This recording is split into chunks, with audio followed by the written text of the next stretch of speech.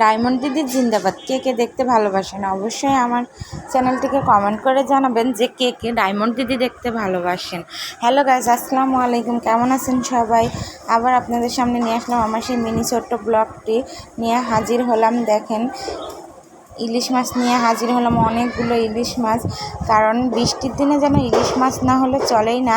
বৃষ্টির দিনে ইলিশ মাছটাই খেতে সব থেকে বেশি ভালো লাগে।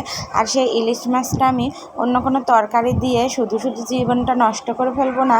এই ইলিশ মাছের মধ্যে আমি শুধু শুধু পেঁয়াজ দিয়ে আর ঝাল দিয়ে আর কিছু মশলা অ্যাড করে আমি সুন্দরভাবে মাখিয়ে নিয়ে ইলিশ মাছটা আমি জাল দিয়ে খাবো ভাবছিলাম। কারণ বৃষ্টির দিনে ইলিশ মাছটা এভাবে জাল দিয়ে খেলে আমার মনে হয় অনেকটা মজা লাগবে।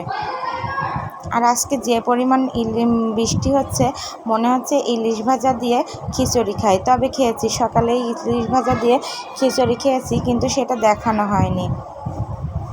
সব কিছু শেয়ার করলে আবার ভাববেন এমবিটি আবার কী কয়, সব যা করে তাই আবার আমাদের সবাইকে দেখাতে চায়।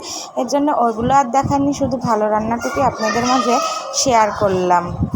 দেখেন কী সুন্দর চটকে চটকে মাখাচ্ছিলাম, আর যত সুন্দর করে মাখানো হচ্ছে মনে হচ্ছে এখনই জিভের জল চলে আসবে। দেখেন কি সুন্দর, আর ইলিশ মাছগুলো যা লাগছে মনে হচ্ছে সুন্দরী একটা মেয়ে। যেমন মেকআপ করা মেয়ে দেখতেও সুন্দর লাগে, এই ইলিশ মাছ দেখতেও ঠিক তেমনই সুন্দর লাগছে। মনে হচ্ছে মেকআপ করা, রহস্য আছে এই ইলিশের কোনো। কিন্তু আসলে কি এই ইলিশের কোনো রহস্য আছে? না, আসলে ইলিশ মাছটাই রহস্যময় সুন্দর।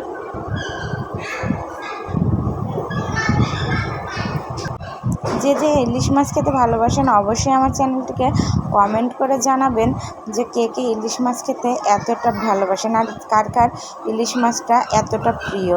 আমার তো ভাই অনেক প্রিয় ইলিশ মাছটা। তাই দেখেন কি সুন্দরভাবে মনের মতো করে সাজাচ্ছিলাম।